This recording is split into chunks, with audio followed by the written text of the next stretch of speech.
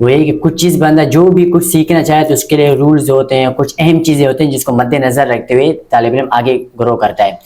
تو انگلش سیکھنے کے لیے وہ کیا چیزیں جو اہمیت رکھتی ہیں کہ ہر اسٹوڈنٹ کو لازمی, اگر آپ انگلش سیکھنا چاہتے ہیں تو ان چیزوں کو فالو کرے گا تو آپ جلدی انگلش سیکھ پاؤ گے, وہ کیا چیزیں ہیں؟ اچھا, بات جب بھی ایک زبان کی آتی ہے, دیکھیں عبداللہ صاحب, یہ زبان بیسیکلی ہے کیا؟ زبان ہے way of communication, to communicate with someone, ٹھیک ہے.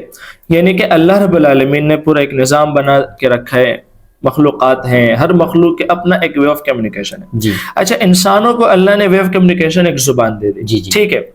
اچھا, اب اس زبان کو سیکھنے کے لیے ایک سسٹم ہے جس کا تعلق ہمارے جسم سے. اچھا, اس کو ہم کہتے ہیں حواس خمسہ. ہمارے پاس 5 حواس ہوتی ہیں, ٹھیک ہے. اچھا, ان میں سے 4 سکلز ہمارے پاس ایسے ہیں جس پر جب ہم کام کرتے ہیں تو ہم کوئی بھی زبان آسانی سے سیکھتے ہیں. اس کے لیے ہم کیا کہتے ہیں بھائی؟ لسننگ, اسپیکنگ, ریڈنگ, رائٹنگ, ٹھیک ہے. اس کی آسان مثال کیا ہے کہ جب ہم اپنی فیملی کو دیکھتے ہیں, اپنے آپ کو دیکھتے ہیں, تو بچپن میں بچہ کیا کرتا ہے؟ وہ صرف سنتا ہے.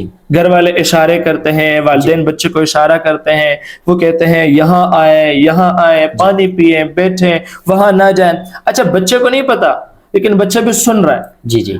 اس وقت اس کی جو پاور ہے, جو لسننگ کی پاور ہے, وہ اس وقت مضبوط ہو رہی ہے. تو پہلا کام آپ نے لسننگ کا کرنا.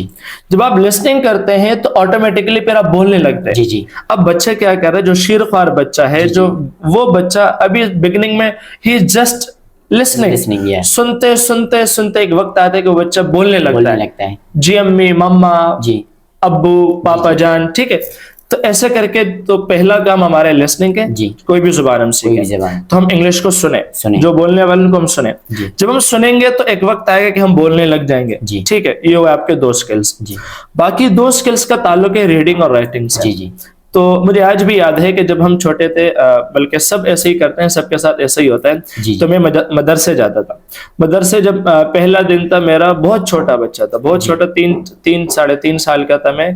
تھوڑا تھوڑا سا مجھے یاد ہے کہ مجھے چاچو لوگ جو ہیں, میرے چچا, وہ لے کے گئے تھے اور مجھے قاعدہ دیا تھا. اس وقت قاعدہ چل رہا تھا نورانی, اب شاید قاعدے چینج ہو گئے. تو مجھے قاعدہ دیا گیا. اب استاد جی مجھے پڑھا رہے ہیں, الف سے اللہ, بے سے بسم اللہ. تو ہم پڑھ رہے, پھر ایک وقت آیا, پھر ہمیں وہی نورانی قاعدہ شروع کروایا گیا. الف با زبر اب, الف بے زیر اب, الف بے پیش اب, اب اب اب. تو وہ ہم ریڈ کرتے تھے, ٹھیک ہے. اچھا, ریڈ کرتے تھے. پھر اس کے بعد جب ہم تھوڑے سے بڑے ہو گئے, مدرسے میں, اسکول جانے لگے, تو پھر ہمیں لکھنا سکھایا گیا.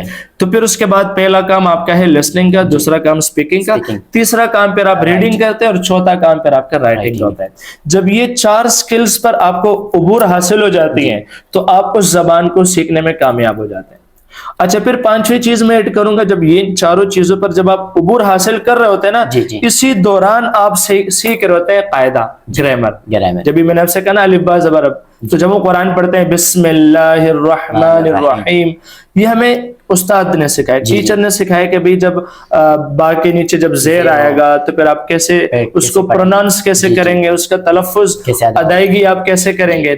تو یہ ایک ترتیب ہے کسی بھی زبان کو سیکھنے کے لیے.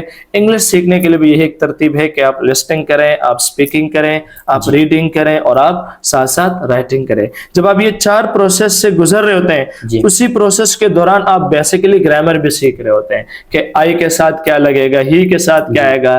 جب ہم گرلس کی بات کریں گے, فیمیل کی بات کریں گے, تو وہاں پر کیا لگے گا. جب ہم میسکولن کی بات کریں گے, جب ہم بوائز کی بات کریں گے, تو وہاں کیا لگے گا. تو پھر with the passage of time اس گرامر کو, قاعدے کو آپ سیکھتے ہوئے آگے بڑھ رہے ہوتے ہیں. تو ایک طریقہ کار ہے اس کا.